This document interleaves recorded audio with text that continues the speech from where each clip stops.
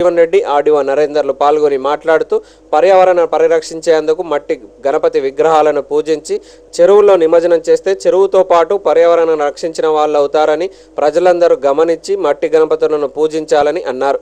ఈ కార్యక్రమంలో బల్దియా chairperson Vijayalakshmi, commissioner సంపత్తో పాటు కౌన్సిలర్లు, మున్సిపల్ సిబ్బంది తదితరులు పాల్గొన్నారు.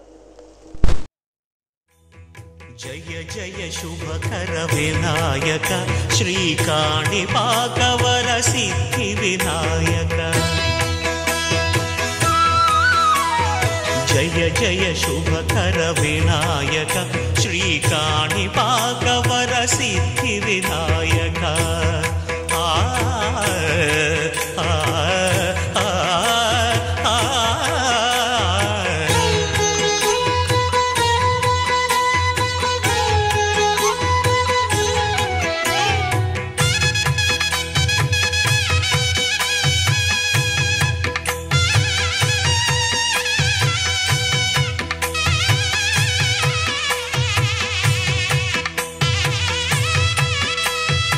బాహుదా నదీ తీరములోన బావిలోన వెలసిన దేవ మహిలో జనులకు మహిమలు చాటి ఇహ పరముల నిడు మహానుభావ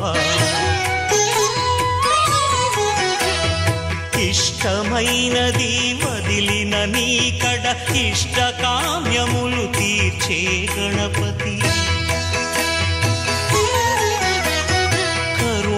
పురియుచు వరములను సగుచు నిరతము పెరిగే మహాకృతి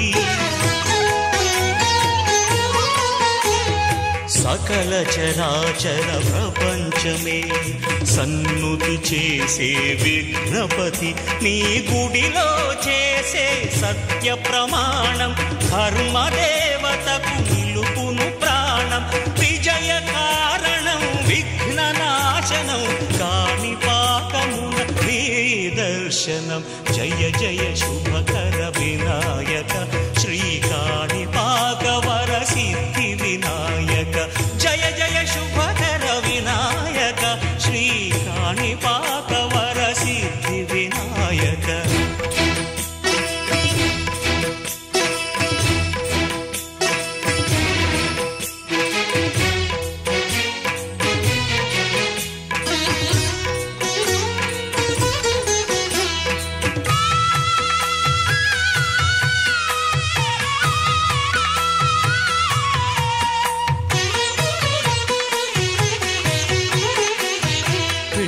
బొమ్మవై ప్రతిభ చూపి బ్రహ్మాండ నాయకుడి వైరావు మాతా పితలకు ప్రదక్షిణముతో మహాగణపతి చేయడంలో ముఖ్య ఉద్దేశం ఏంటంటే మన ప్రకృతిలో పరబ్రహ్మ తత్వమైనటువంటి మట్టి ఒకటే కాబట్టి దాంతో తయారు చేసి మళ్ళీ ఏదైనా మట్టిలో ఉన్న జీవులన్నీ మట్టిలోనే పుట్టి మట్టిలోనే కలిసిపోతాయి కాబట్టి ఇటువంటి మట్టితోనే గణపతి తయారు చేసి పురాణాలలో ఉన్నటువంటి శివుడు సైతం అప్పటి నుండి మట్టితో విగ్రహాలు తయారు చేసి దాన్ని పూజించి మళ్ళీ నిమజ్జనం చేయడం జరిగింది.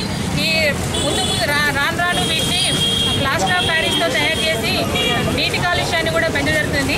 అలా కాకుండా ఈ మట్టి విగ్రహాన్ని ఉపయోగించి వాడుకొని వాటిని పూజించి నిమజ్జనం చేయాలని అంటే అందరూ పూజించుకునేది గణపతి దేవుడు కనుక ప్లాస్టిక్ ప్యారెట్తో తయారు చేయడం వల్ల అనేక రోజుల నుండి మనం చాలామంది అదే వినాయకులు వాడడం వల్ల ఈ యొక్క పొల్యూషన్ కానీ పర్యావరణ కానీ చాలా చెడ్డగా మారుతుంది. ఎందుకంటే భూమికును ఈ యొక్క నీళ్లకు మధ్య తెర ఏర్పడడం వల్ల అనేక ఇబ్బందులు కలుగుతాయి.